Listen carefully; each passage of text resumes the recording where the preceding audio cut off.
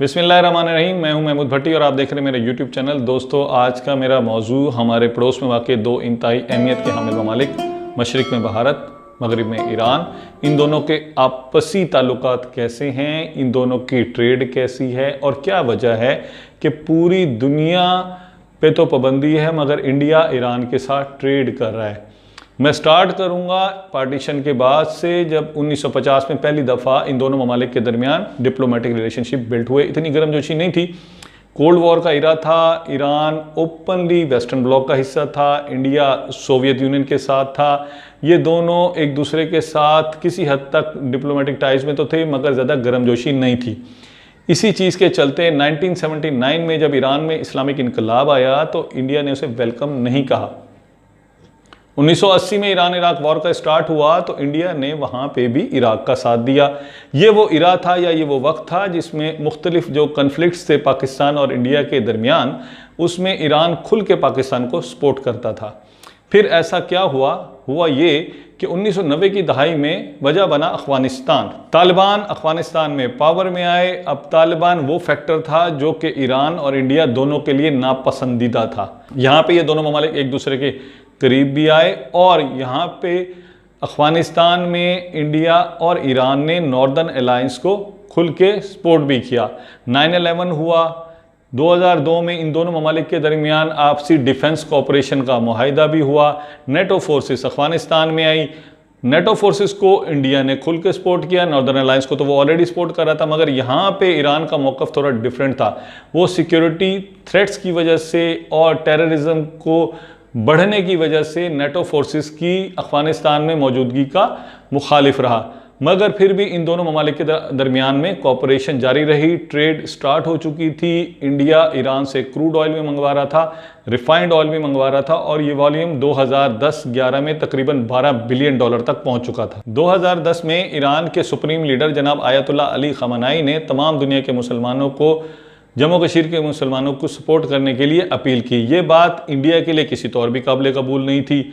अच्छा, अब 2010-11 में जो इनका ट्रेड वॉल्यूम तकरीबन $12 बिलियन तक पहुंच चुका था, उस वक्त ईरान पे न्यूक्लियर प्रोग्राम की वजह से बहुत ज़्यादा सैंक्शंस लगी। दुनिया से इनका जो ट्रेड का राब्ता था वो मुनक़ते हुआ। अब इंडिया ने बहुत बड़ी भारी पेमेंट्स करनी थी। वक्ती तौर पे तो इन्होंने तुर्की के बैंकिंग चैनल्स को यूज़ किया, उसके बाद एशियन क्लियरिंग यूनिट को यूज़ किया, जिसको अमेरिका ने नापसंदीदगी का इजहार किया और मजबूरन रिजर्व बैंक ऑफ इंडिया ने अपने लोकल जो इंपोर्टर थे उनको पाबंदी लगाई कि ACU के थ्रू, एशियन क्लियरिंग यूनिट के थ्रू कोई भी पेमेंट ना करे ईरान को। अब यहाँ पे इन दोनों ममालिक के दरमियान तिजारत में भी थोड़ी सी सर्द मेरी आना शुरू हुई, लेकिन न्यू दिल्ली बड़ी चालाकी से खेल गया। उसने अमेरिका के साथ कहीं अपनी लॉबिंग और जो इसकी एक स्टाइल है ताल्लुक बनाने का, उसके थ्रू कहीं थोड़ा सा स्पेस लिया और इस बात पे अमेरिका को राज़ी किया, जिसमें कहा यह जाता है कि जी इसने प्रेशर में आके ईरान के against international atomic energy agency में वोट किया। लेकिन कहीं ना कहीं इसकी आपस में अंडरस्टैंडिंग थी और उस अंडरस्टैंडिंग के नतीजे में इसने, ये मैं बड़ा राज खोलने जा रहा हूँ कि अमेरिका से अंदरूने खाना इस चीज़ की इजाज़त ली कि ठीक है जी, हम न्यूक्लियर प्रोग्राम में तो आपको सपोर्ट करने जा रहे हैं, लेकिन हमें अपनी एनर्जी की ज़रूरत के लिए, गैस की ज़रूरत के लिए, ऑयल की ज़रूरत के लिए ईरान चाहिए। तो अमेरिका ने भी यहाँ पे अपनी आंखें बंद कर ली और दोबारा से इन दोनों का आपस में तिजारत, ट्रेड शुरू हो गई ऑयल की और दूसरी जो अशिया थी। 2010 की दहाई में इंडिया पूरी दुनिया को ये सेल आउट करता रहा कि जी मैं ईरान के न्यूक्लियर प्रोग्राम के अगेंस्ट हूँ और मैं बिल्कुल भी इसको सपोर्ट नहीं करता। इसके अगेंस्ट उसने पूरी दुनिया से अपने मरासिम भी अच्छे रखे। अब पाकिस्तान, ईरान और इंडिया की एक गैस पाइपलाइन का भी आपने कुछ अर्सा पहले जिक्र सुना होगा, जिसका नाम IPI था। पाकिस्तान कुछ सियासी वजूहात की बिना पे वहाँ से या तो उसको कंटिन्यू नहीं कर सका या शायद वहाँ से एग्जिट हो गया है। अब इंडिया और ईरान के दरमियान डायरेक्ट एक गैस पाइपलाइन का मुआहिदा होने जा रहा है, जो कि गैस पाइपलाइन गुजरेगी बहर अरब से और ये बाईपास करती हुई जाएगी पाकिस्तान से। यहाँ पे मैं मज़ीद आपको बताता चलूँ कि इन दोनों ममालिक के जो इन्वेस्टमेंट है एक दूसरे के साथ, स्पेशली इंडियन जो इन्वेस्टमेंट होने जा रही है इंफ्रास्ट्रक्चर बेसिस पे, ईरानियन बंदरगाहों पे, ईरानियन रोड्स पे और रेलवे पे, वो बहुत बड़े नंबर्स हैं। तकरीबन 20 अरब डॉलर से ज़्यादा इंडिया इन्वेस्ट करने जा रहा है इंफ्रास्ट्रक्चर में, ऑयल एंड गैस में, कमिंग फ्यूचर में ईरान में। सिमिलरली उसने जो लास्ट गवर्नमेंट गई है अफगानिस्तान की, उसकी जो स्ट्रक्चर इन्वेस्टमेंट थी तकरीबन 750 मिलियन डॉलर सिर्फ उन रोड्स पे थी जो कि बामियान, काबल और ईरान को आपस में कनेक्ट करें। इस सिलसिले में जो चाबहार की पोर्ट है वो बड़ी अहमियत की हामिल है, जो कि इसको कनेक्ट करेगी सेंट्रल एशिया, रशिया और यूरोप तक।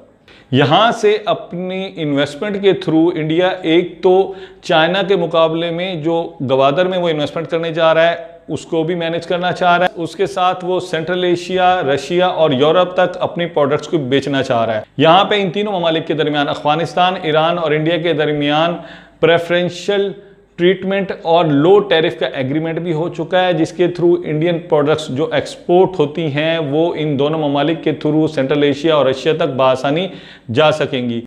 इसके साथ साथ मैं आपको ये भी बताता चलूँ कि खित्ते के 3 इंतहाई अहम ममालिक, जिसमें ईरान, इंडिया और उसके साथ साथ रशिया शामिल हैं, INSTC के नाम से एक बहुत बड़ा कॉरिडोर बनाने जा रहे हैं, जिसकी लेंथ तकरीबन 4500 मील है और ये कनेक्ट करेगा इंडिया की वेस्टर्न जो बंदरगाहें हैं, मुंबई, अहमदाबाद को रशिया के साथ एक्सेस करने के लिए यूरोप तक और इंडियन कमोडिटीज़ को यूरोपियन मंडियों तक पहुंचाने के लिए।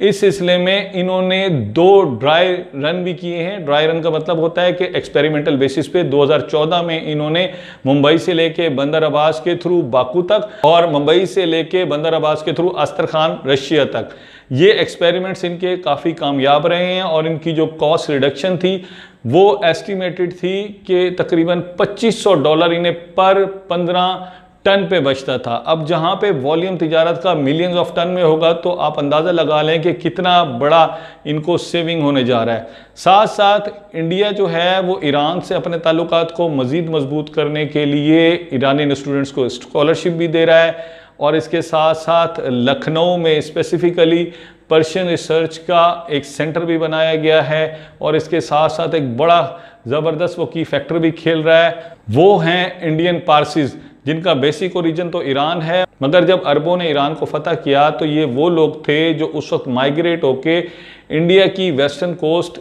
गुजरात, अहमदाबाद के इलाके और महाराष्ट्र वगैरह के इलाके में आके आबाद हो गए थे। ये लोग इंडियन बिजनेस के बड़े बड़े टाइकून्स हैं, इंडिया की तरक्की में बड़ा रोल प्ले कर रहे हैं और बड़ी की पोस्ट तक गए हैं, जिसमें साबिक chief of army staff India के मानिक शाह और एक बहुत बड़ा इंडस्ट्री नेम है इनका टाटा, वो लोग पारसी हैं और इंडिया की तरक्की के लिए बड़ा ही अहम रोल अदा कर रहे हैं। अब इस पूरे जो मेरा वीडियो था इसमें जो आपको मैं की पॉइंट एट द एंड बताने जा रहा था, जिसमें अमेरिका का कहना ये है कि भाई ठीक है, इंडिया हमें इंटरनेशनल एटॉमिक एनर्जी में वोट कर रहा है ईरान के अगेंस्ट, जो उसका 35 मेंबर्स का बोर्ड है उसमें अपनी भारी अक्सरियत के लिए बहुत ज़रूरी है।